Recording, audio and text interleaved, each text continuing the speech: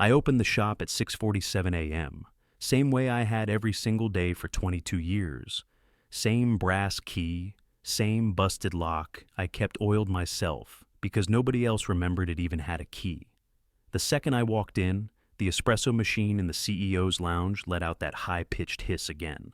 That thing's been flirting with death since 2011 when it shorted out the whole East HVAC. Nearly cooked the interns. Nobody remembers but me. I grabbed a paper towel off the roll I installed myself and wiped down the conference table. Looked like someone had eaten sushi on it. Again. Gum in the urinal too. That was new. Or maybe not. I don't even flinch anymore. Not my job, technically. Officially, I was facilities and operations manager, but that just meant I was duct tape and khakis. Only noticed when things broke. Before we start, how's your day going and where are you joining from? Haley from HR, the new one, fresh out of some shiny college, once asked me where the Ethernet went. I told her, in the wall, sweetheart, same as your future. She laughed like I was joking. I wasn't. I kept the lights on. Literally. Half the breakers were held together with zip ties and 2 decades of knowing which wires not to touch. When the AC cut out on a July afternoon, who fixed it? Me.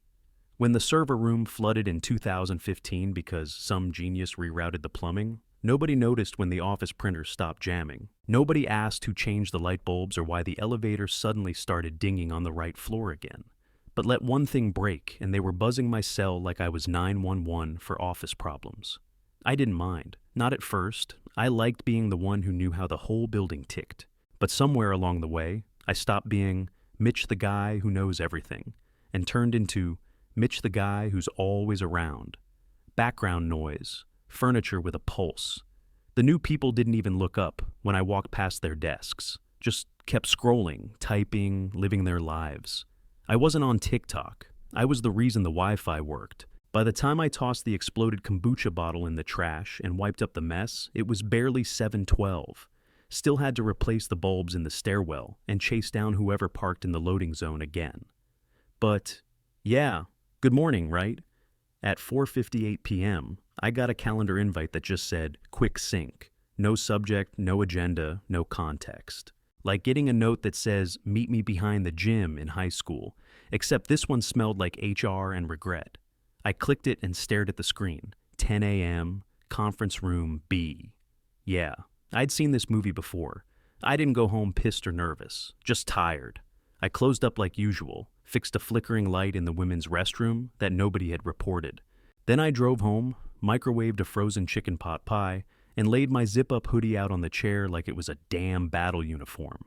That morning, I showed up early. Not stupid early, just enough time to remind myself I still ran this building, for now.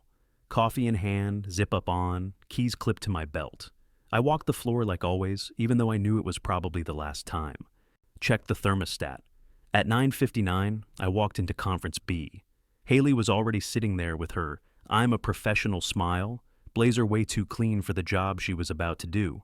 Next to her sat a guy I'd never seen before. Early 30s, thinning hair, stiff as drywall. He had a black folder in front of him, closed, hands resting on it like it might bite him. Hi, Mitch, Haley said, chipper like she was greeting me at a farmer's market, not kicking me off the property. Thanks for coming. The lawyer gave me a polite nod but said nothing. We're making some changes, she started, trying to sound casual. Strategic realignment. Leadership's been assessing long-term resourcing and I raised a hand. Haley, I've translated enough of these to know what it means. Just say it. She blinked twice and leaned back slightly. We're moving in a new direction. There it was, the line. Corporate's version of a bullet. She slid the folder across the table. I opened it. Severance package, NDA, Cobra info, health insurance till the end of the month. They misspelled my last name on the first page. 22 years, and they couldn't even copy-paste it right. I didn't say anything, just pulled my keyring off my belt and set it on the table. 13 keys, labeled in Sharpie. Some of those labels had faded over the years, but I knew each one by weight and sound. I need your badge too, she said, voice a little softer now. I dropped it beside the keys. You sure? I asked, voice flat. Not angry, not begging. Haley looked at the lawyer, then back at me. It's not personal? I stood up and zipped my hoodie. No, it's just permanent. I didn't shake hands, didn't say goodbye. I walked out slow, taking one last look at the copy machine that still jammed on page 3 and the fire extinguisher that expired in 2017. Left it all right where they wanted it. They didn't fire a guy.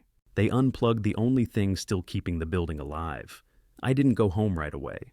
I got in my truck, pulled out of the lot like I'd just picked up a pizza, not walked out of 22 years of my life, and parked across from Dell's Donuts on Route 5. A sea rattling, sun low. I stared through the windshield for a minute, then pulled out my phone and called Lenny.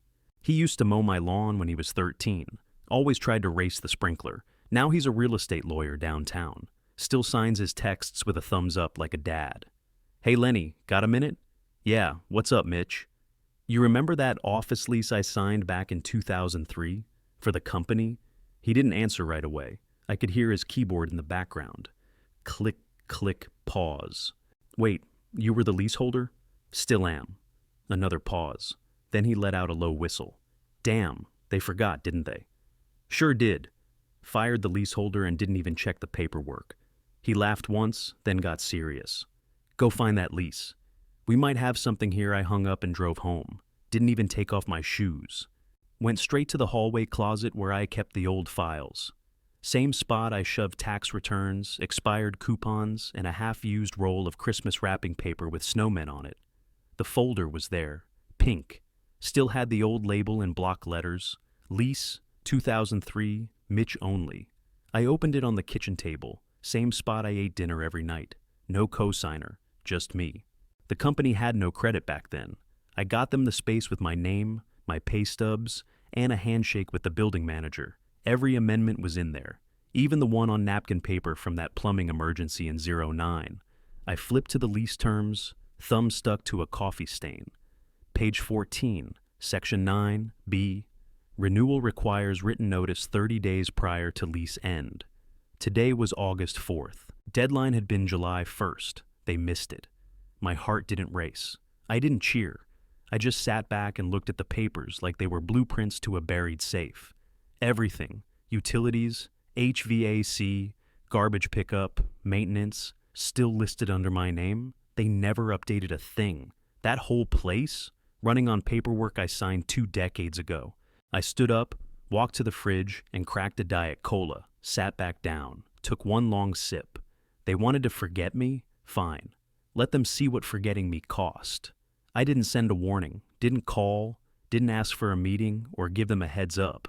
They threw me out without checking whose name was on the lease. Now they could figure it out the hard way. I grabbed a pen and made a quick list. Utilities, vendors, insurance, access codes, trash service. All roads led back to me. They thought strategic realignment meant cutting dead weight. Turns out the dead weight owned the damn floor they stood on. That night, I sat on my porch, folder in my lap, and watched a thunderstorm roll in from the west. Power flickered once, came right back on. Because I paid the bill. Next morning, I laced up the stiffest, noisiest shoes I owned. Old work boots with steel toes and cracked soles. They slapped across the tile lobby like a warning shot. I wanted the building to hear me coming. Reception gave me a weird look, but nobody stopped me. I still had access, still had the lease packet in my hand. I knocked once on the building manager's door and walked in. Terry looked up from his desk, squinting like I'd just crawled out of the floor. Mitch? Got a minute? I dropped the folder in front of him. It made a satisfying slap on the fake wood desk. Need you to confirm something. Page 14. He flipped through, reading with one hand while sipping his Red Bull with the other. When he hit Section 9B, his eyebrows lifted. No renewal notice? I asked. Nope, he said. Nothing from them.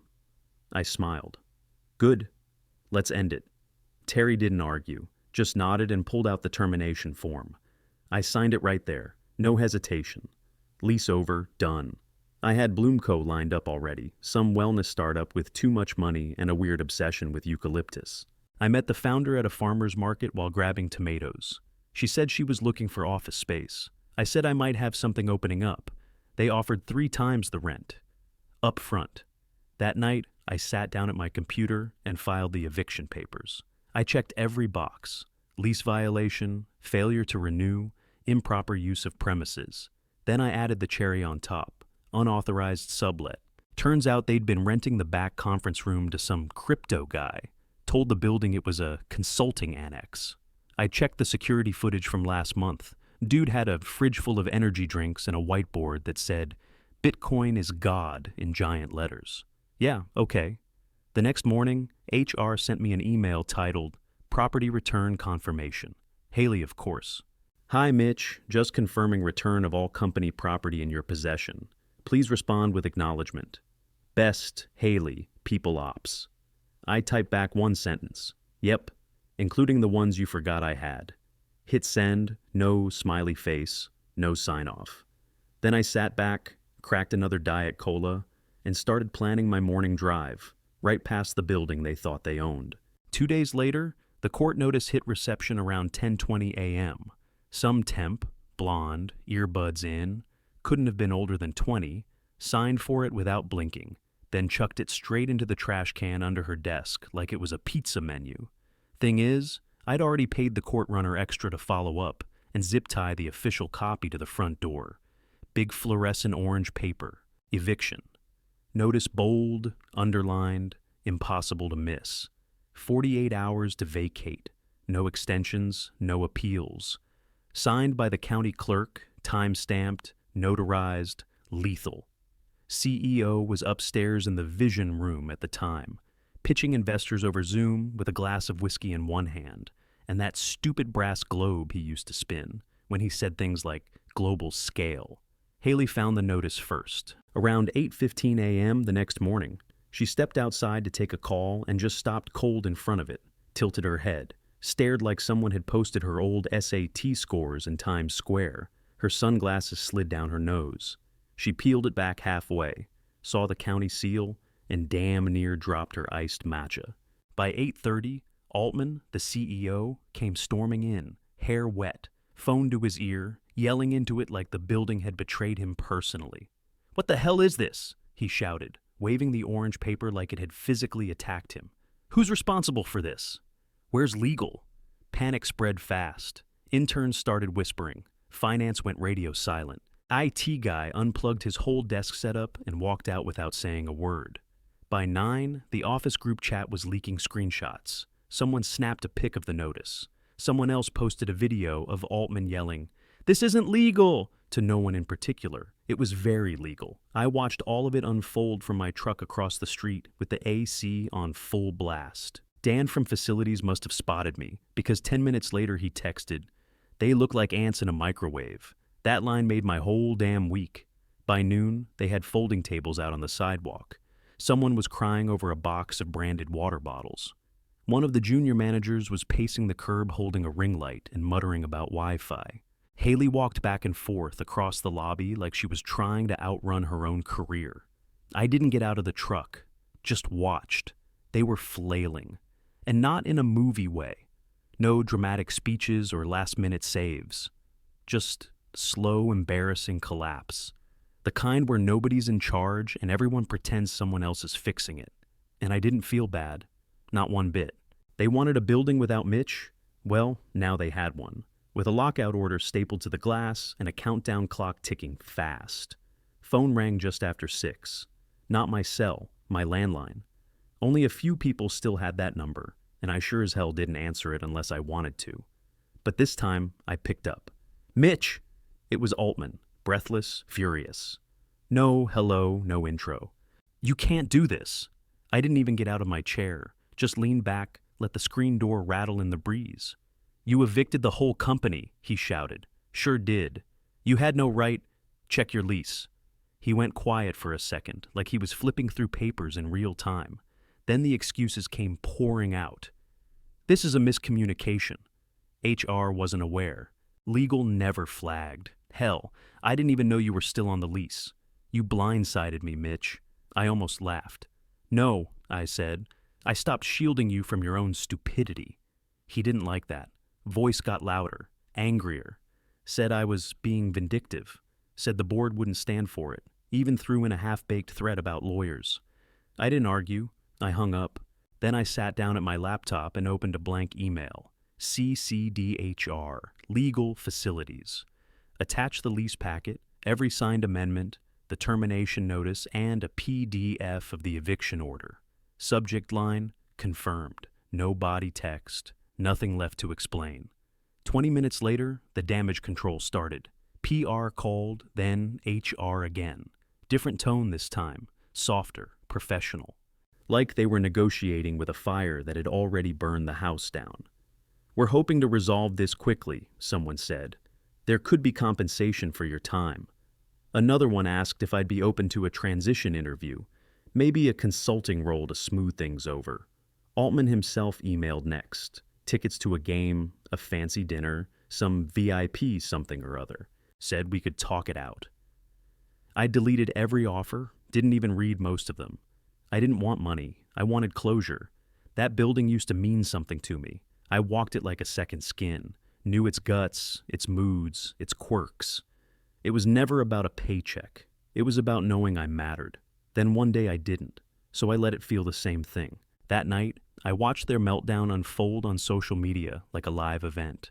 Videos, memes, blurry screenshots of the eviction notice taped to the door. Someone on BizTalk posted a clip with the caption, "Eviction via admin legend." Over 1 million views in 3 hours. Dan sent me the link and said, "You're a folk hero now." I didn't reply. Just closed my laptop, opened a soda, and leaned back in my chair while the internet did the work for me. Monday morning, I sat on my porch with a gas station coffee and watched the sun come up through a crack in the trees. Quiet. Cool breeze. No calendar invites, no broken vending machines. Just the hum of a world that kept turning, without me having to push it. Across town, they were dragging office chairs and fake plants into a dented U-Haul, like a failed startup garage sale. Someone sent me a video. Looked like chaos wrapped in cardboard. Altman tried to toss a folding chair into the truck, but missed the timing. It clanged off the edge and hit the pavement with a sound like a steel drum falling down the stairs. Kinda poetic, honestly. Like a gong marking the end of his CEO era. Thanks for playing, goodbye. Haley was pacing the sidewalk in her sunglasses, yelling into her phone with one hand and clutching her laptop in the other like it might run off without her. Her hair was up. Her voice wasn't. The caption on the video said, "Startup meltdown, day 1. Then I saw it, a sign duct taped to the side of the truck in bright red Sharpie. Strategic retreat. Classy. The video jumped to the top of a trending page before noon.